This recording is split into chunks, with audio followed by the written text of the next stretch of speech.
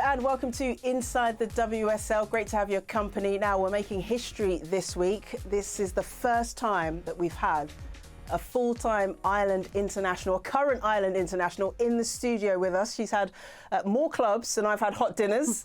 She's currently at Aston Villa. Ruesha Littlejohn, nice to see you. How are you? I'm good, thanks. Thanks for having me in. Brilliant to have you.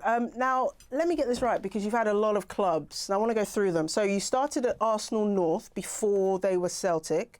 You then went to Glasgow City, then to Rangers. You've played at Celtic. You've played in Norway for a team called Sandviken? Sandviken, yeah. Liverpool, London Bees, West Ham, Leicester, Birmingham, now Villa. Have I missed any there? I'm actually not sure. That's a very, very long list. But yeah, I've been about. But I love meeting new people. You just love initiations? That's the one. That's the one. That's how it is. It's great to see you back on the pitch, because you've had a string of injuries. You had the broken foot, you had the calf strain, and then your knee exploded, but you're back now. How are you feeling? How's the body holding up? The body's doing okay. I'm not going to lie, my Achilles have flared up a little bit, but that's been an ongoing issue since COVID times. But I'm hoping that I'll have that under control and we'll be able to crack on and see out the end of the season. Okay, and it's been a pretty good season for Villa, hasn't it? I mean, the top four are doing their thing, fighting for the title, but in terms of the best of the rest, that's where Villa have been this season. What's made you so competitive? I think credit to the club. They've obviously invested. At the start of the season, they brought in the likes of Kenza Daly, Rachel Daly, and I think they've been huge players for the club. Obviously, the sort of partnership they've got has been huge. How many goals has Rach scored and how many assists has Kenza got? So it's been instrumental. Then at the January, we obviously brought in Lucy Staniforth and Jordan Nobbs. Big players. I mean, it's a core of a team. It's a spine. Yeah. So it's been really good. And how much is it down to Carla Ward? I'm assuming she's a manager that you enjoy playing for, because you followed her from Birmingham to Villa. Yeah, I'm her stalker, actually. So yeah. No, but Carla, credit to Carla, because she's went and brought these players in. So I think without her doing that, I think she was really adamant in who she wanted, and fair play to her for getting them through the door. Yeah, she's a manager that seems to attract top talent, because word goes around of how well she coaches. I want to play true or false with you. There's so much information out there about you and your career, and I want to find out what is actually true. Is it right that you scored 7 goals in one game once? We are rolling back the years then. But yeah, that might have been true back in the day, but nobody here believes me. I used to play up front, and now I'm just getting further and further back the pitch. But I'm so like, you could up front? You got a shot on you then? Yeah. Have you? Yeah, I mean, I used to be slightly rounder then, so I think nobody could get by me, so I used to just hold the ball up and score goals. But yeah, the game's moved on from them, and you need pace to play up front now, and I've not got that. So more rotund, that's what it was. And is it true that you've won a league title in Norway? That's right, yeah, over in Norway at Sandviken in a place called Bergen. I played there for a season. I actually probably should have went back for another season, but I went home and got my home comforts and just didn't go back. But yeah, it was a great experience out there. Norway's great. Bergen is beautiful. Did you learn the language? Heisen, that's about it. Okay, yeah, I can say hello. I'm not sure if she just asked me to marry her or if she hates me, but I love it either way. That was great. So that's true. Norway, great experience there. What would you say you've learned from playing at all these different clubs in different countries over the years? I mean, I've learned a lot. Also, you can go back and just see the growth of the game. Like, it's incredible. Like, 10 years ago, did I think the game would be where it is now? No, probably not. So I think that's the most amazing thing to see, and I think I feel so lucky that I'm still part of it. Yeah. And I get to play full time, and it's my job, and I go in every day to training. I mean, I used to have to work and then play football at the same time, so it was long days. So I just feel very lucky that I get to be part of that now. That's brilliant. That's really, really lovely. Now, everyone knows your partner is Katie McCabe, and recently the whole of social media shut down because one of Kim Kardashian and Kanye West's children, Saint, was wearing Katie McCabe's jersey at a game. I mean, she's achieved a lot in her career, but surely after that, it was time for her to retire because she'd made it, right? What was your reaction when you saw that? Well, I'm going to be honest, I don't watch the Kardashians, but my sister is obsessed with the Kardashians, and I think Katie's sisters are obsessed with the Kardashians, so I think they were more buzzing. I think Katie was actually quite happy when she seen it. She saw it on Instagram, so I think she was quite delighted, a wee bit, pleased with herself. I'm sure Viv was too. I think Viv Miedemab was also secretly quite happy. But yeah, I'm sure she'll be happy Was you with shocked to that see that? I mean, because you're talking about how big the game has become. Like, that's huge. There aren't many more famous families than the Kardashians, and for them to have chosen Katie McCabe and Viv Miedema's shirts to wear. Yeah, well, they were at a men's game, so Yeah. they didn't choose one of the guy players. Exactly. So it's massive. It's quite incredible, yeah. So I'm sure she's buzzing with it still. That's brilliant. Now, Ruesha, as much as I'd like to make this a 30-minute special with just you, let's take a look at what else is coming up on the show today. The group knows that we're building and that we're going to have to fly the plane as we build it, as well as what we've said, and that the most important thing coming from game one in the FA Cup was that we took that performance as that's our new standard. My worry was if I had a baby and I had a year and a half out, that I would not be refereeing. For me, it's important to plan it, and I think it can be a bit of a barrier, not just to me, but all females in sport, and I just wanted to highlight that it shouldn't be. Let's start with Melissa Phillips. She swapped the sunny west coast of America for the south coast of England, and Flo Lloyd-Hughes went down to Brighton to have a chat with the new manager.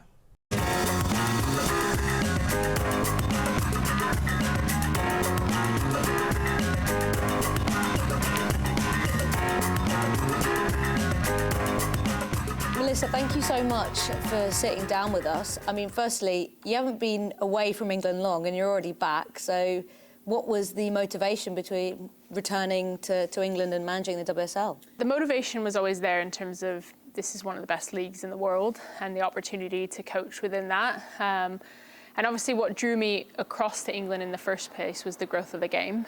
And I think it's even grown twice as much since the Euros this summer. So it's an exciting time to be a part of the game and to help progress the women's side forward alongside all the work that's been done here in past. So what's it been like these first few weeks? Yeah, it's, 3 weeks and 2 trips up north to Manchester and to Liverpool for games. So it does feel like I've been here a lot longer. But for me, it was coming in and just really understanding how we're currently operating, what processes are in place and where we can improve. And to do that, I have to learn a lot about the people that are in the door, both players and staff, and gain a better understanding for what our strengths are and where we can really propel those. And a big part of that has just been shifting the mindset here. I think amidst transition of management or the change throughout the season, there's going to be some frustrations that lie within the team or the club or the organisation on the women's side that you really just have to bring in a bit of optimism. So in addition to learning who we are and how we do things, it's providing a little bit of inspiration for the future, and because I think it is a really good squad and they've not been far off from results, and there's been a lot of results that have maybe slipped away. So it's addressing the mindset, the mentality, but also making sure that we have a really clear identity over the course of the season left. Are you feeling quite positive about the change you've managed to make?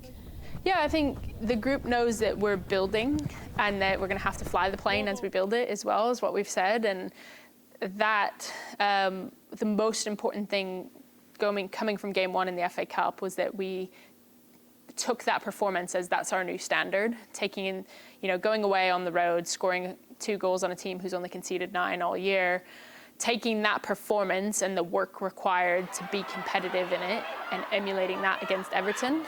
And while doing that, getting a little bit better on the ball as well, able to start games quite quickly. The first half we've been really pleased with, and then we took that into Liverpool thinking, okay, now we need to make sure that our second half mirrors our first half. And we maybe didn't do that as much in Liverpool as we did in the Spurs game, but it's making sure that from one game to the next, we're just building that identity as we grow.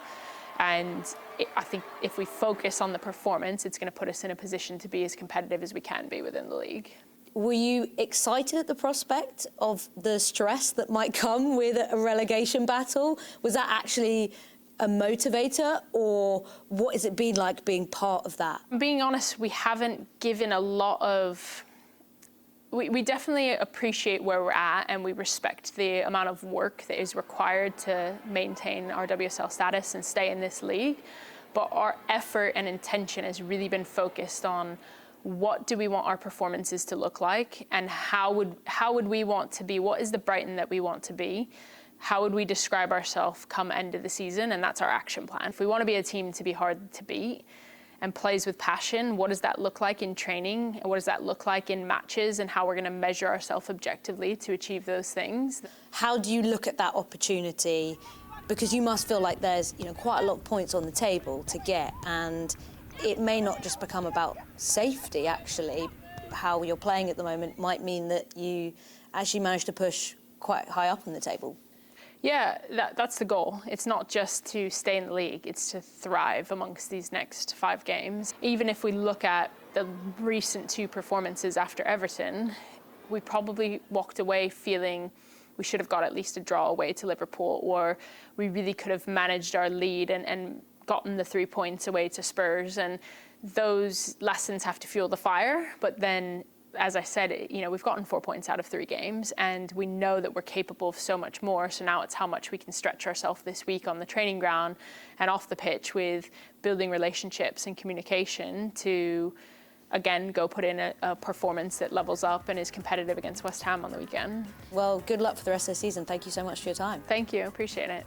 Well, Ruesha, looking at Melissa Phillips' CV, she's had some solid experience. What is it like as a player when a new manager comes in? What are you looking for? Are you looking at what they've done previously? Are you looking at their personality? What goes through your mind? I think with Melissa Phillips, obviously being in England before she left to go to America, I think some of the girls had heard what she's maybe about. Obviously, there's a few girls at London City that I know, and they spoke very highly of her. Oh, did they? Very highly of her. Good character, good manager, good coach. I think they had a lot of trust in her, so they were obviously devastated when she left. And is it safe to say that the season didn't go as planned after she left?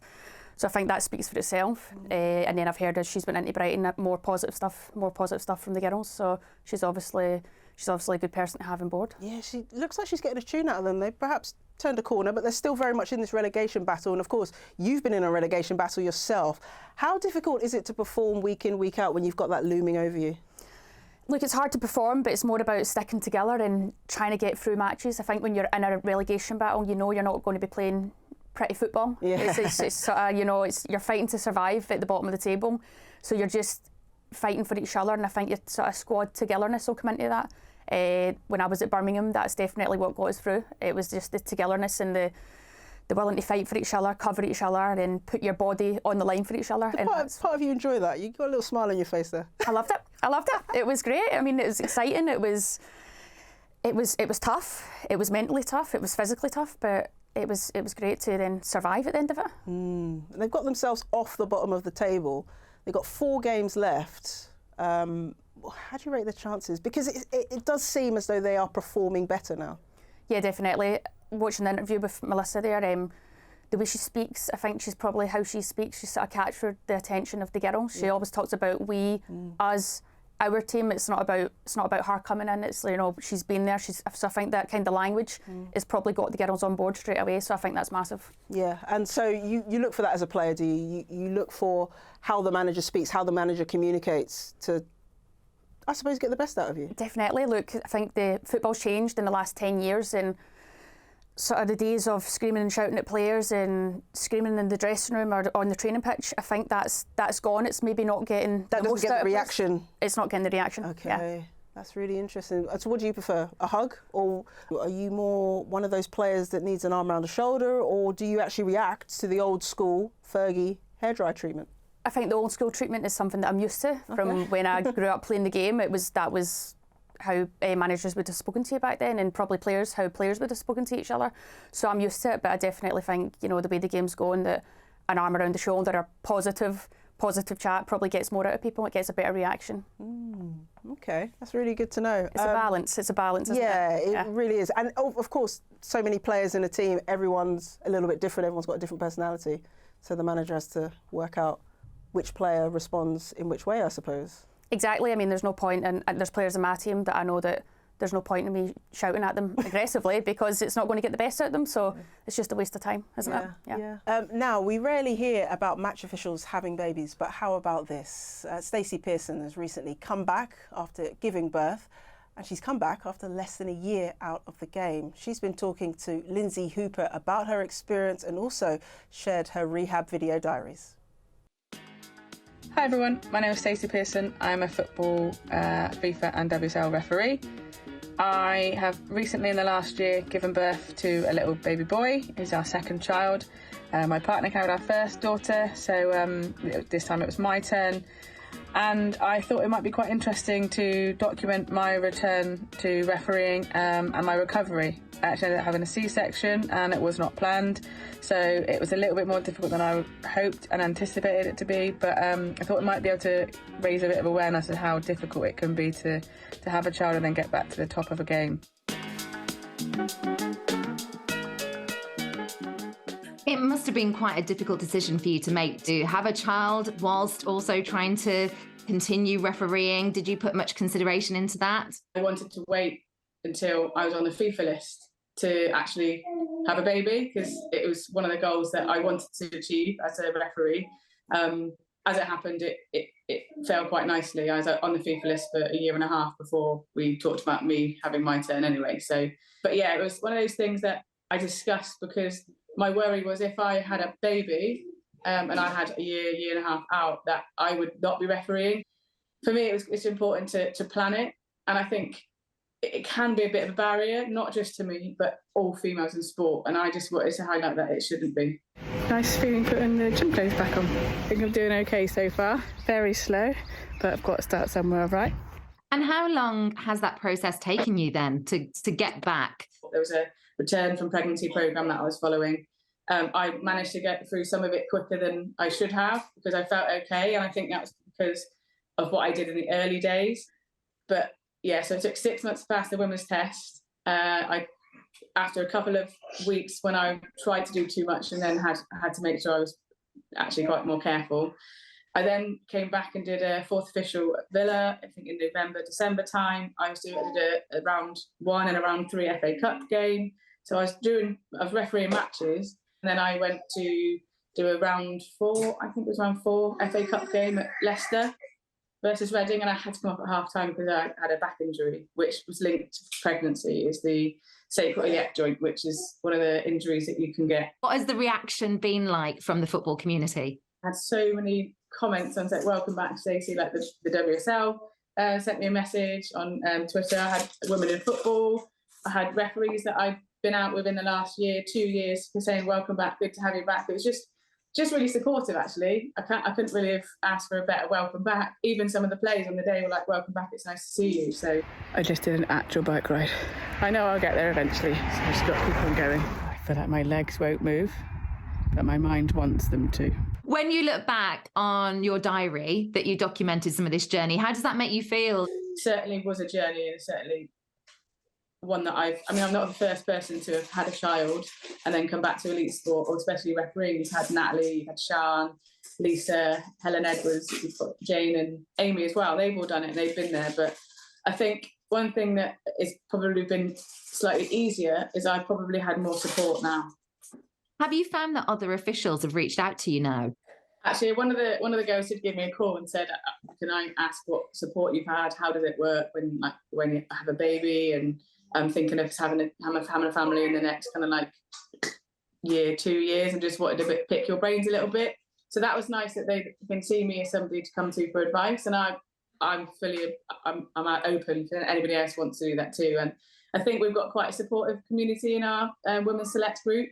Fingers crossed all is okay and I remember what I'm doing, but it feels really good to be back in the mix, which is nice. You are on this FIFA list. What would you like to achieve as a referee? So I think the sky is the limit. I'm not going to say I want to go here. Obviously, anything is possible if I have the right attitude. So the first point of call would be to try and get to Category 1. So if I can get to Category 1, I'll then see what happens and see where the journey takes me. All I can do is get my head down, work hard, and then who knows. Great to see Stacey Pearson back refereeing the game. Ruesha, she was the referee for her comeback game, and you were playing in that, Spurs against Villa a couple of weeks ago. Good to see her back. It's great to see her back. It's great to see her back doing what she loves, and I was happy that I wasn't yellow carded in that game too. So, thanks, Stacey. Well, you were only on the pitch for 5 minutes, so I mean, for you to have got a yellow card, it even would have been an ask, wouldn't it? I mean, stranger things has happened. I like as well what she was saying about the support that she received, because not everyone receives that. Not every woman going back into the workplace receives support after they've had a child. No, they don't, and it's something that shouldn't happen, and it's something we have to try and normalise. But it's good to see Stacey back. But I think women's football is so inclusive, and we support everyone. We're always welcoming people with open arms, and it's just it's that type of environment. So it's no surprise, but it's really nice to hear. It is. It's one of the greatest things about the women's game, and how, I suppose, inclusive it can be at times. Now, we can't let you go, Ruesha, without asking you about Ireland. What an exciting time it is for the Republic of Ireland right now. Qualified for their first ever Women's World Cup. Now, I know you recently went to the States to play the top team in the world. What was that like? I know you played them twice and lost both games, but they were close. Lost the first game 2-0, the second game 1-0. But what was that experience like, and what did you learn? It was a great experience. I think it's perfect timing just before the World Cup to play that level of opposition. You're not going to play many teams better than America, so for us it's great to get us up to speed, up to that level. Physically the matches were very demanding, and I think that's what we're going to need to expect when we go to Australia. We play Australia in the opening game, and then we've got Canada, so it's like high quality level of opposition. So it was perfect for us. Yeah, looking at Ireland's group, it's tough, man. Like you said, you've got the hosts, Australia, in Sydney, in front of their home crowd, and there's so much expectation and so much demand for this game that they've moved it to a bigger stadium. So there's going to be over 80,000 people there. Have you thought about what that might be like if you're picked and you get to walk out? Yeah, obviously it's going to be special. Everyone wants to play in the opening games because it's a massive occasion, but 80,000 fans I've never played in front of 80,000 fans, so it'll be new to me. But look, we've spoke about it as a team before. We have spoke about it in the previous camp, and I think we're just going to need to embrace it, enjoy the occasion. It's great to see that this is where the women's game's going, and we get to be part of it, so it's special.